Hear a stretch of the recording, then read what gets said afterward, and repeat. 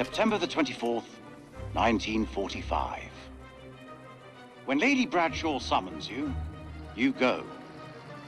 Mary and I were bound for our honeymoon, but the chance to dine with one of Britain's finest antiquarians was too great for us to miss.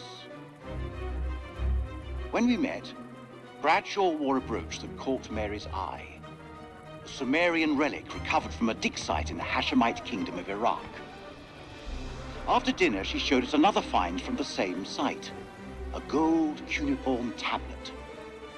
She called it the final puzzle piece in her life's work, a map that pinpoints the tomb of Alexander the Great. If she's right, the tomb lies somewhere on the border of Iraq.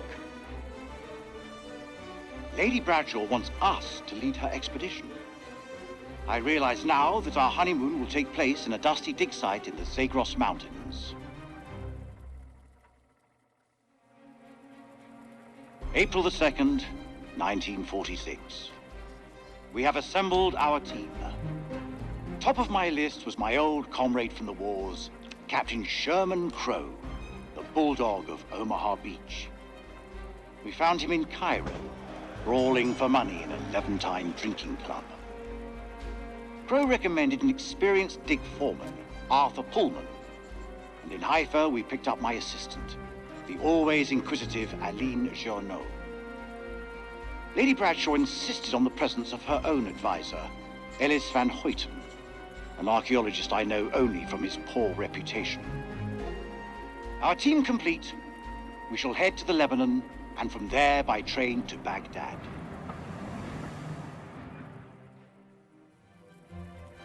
October the 21st, 1946. Crowe was the first to break into the tomb, an honor he shared with Bessie, that damned machine gun of his.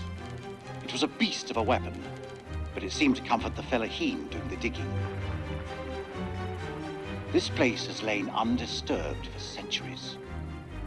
It is not the tomb of Alexander the Great, but a temple of an even older god-king, the Akkadian despot, Naram Sin. We have been mistaken, but Lady Bradshaw still declares it a find for the ages, a discovery that will write our names in the annals of history. Looking out at this sceptred hall, I have no reason to doubt her.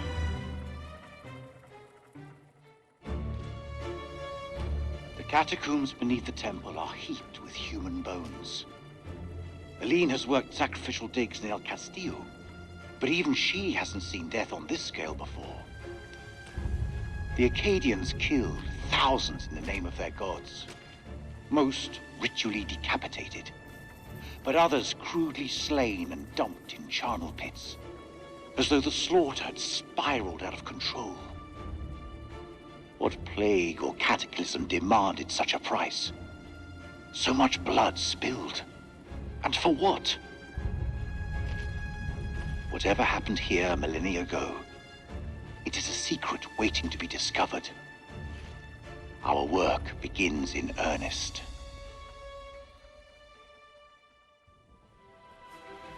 December 7th, 1946. Our finds have been so spectacular, I couldn't resist breaking out the champagne. As I entered the survey tent to pour a glass for Mary, I realized something was awry. She'd found Bradshaw's crate of dynamite. I tried to calm her, but she worked up a full head of steam, sounding off about the risks of using explosives at a dig site. Bring the roof down. She was right, of course. I feel terrible for hiding it from her. Just then, Crowe arrived and picked up the dynamite. When Mary ordered him to put it down, he looked her boldly in the eye and said they'd found something below.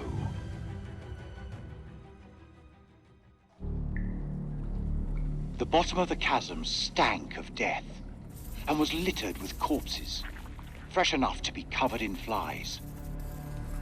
Crowe thinks that local bandits must have tossed their victims down here after robbing them. I pity those hapless wanderers. The fear they must have felt as they tumbled to their doom. But this was not what he wanted to show us. An unearthly light pierced the rocks.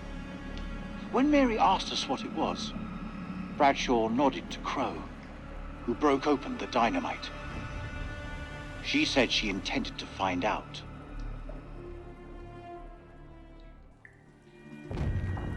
Blowing a hole through the rock face, we found a gateway to a strange world below. A phosphorescence emanated from beneath, casting its eldritch light over us all. Lady Bradshaw was insistent that we descend further. Perhaps Mary is right, and Bradshaw is becoming reckless and uncontrollable. But I can't stop thinking about what's down there. I am now working with Crow and Pullman to set up a winch and elevator to descend into the shaft.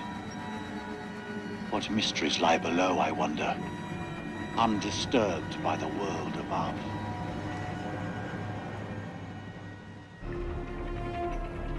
"13th of December.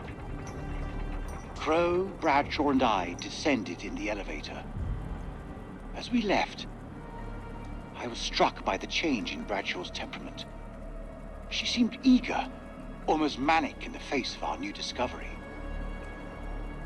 When we reached the bottom, Crow could not prevent himself from letting loose an oath. There before us, set in a dizzying vault, lay a city. It was loathsome, colossal, and sleeping. A great carcass built in some ancient age before men.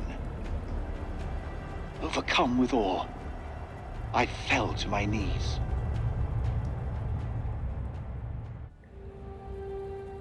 "28th of December. God forgive us. For days we have studied this dead, silent realm and its entombed abominations. Now the horrors have come for my own dear Mary. Crow found her unconscious in the Star Chamber, her notes scattered around her. He carried her back to our supply room and laid her down in one of the cells. When Bradshaw learned what had happened, she was evasive about Mary's work down there. As I cleaned my wife's face, she spoke to me in a fever, sounding distressed and confused. I have resolved to keep a vigil over her. I pray her fever abates so we can escape this cursed place.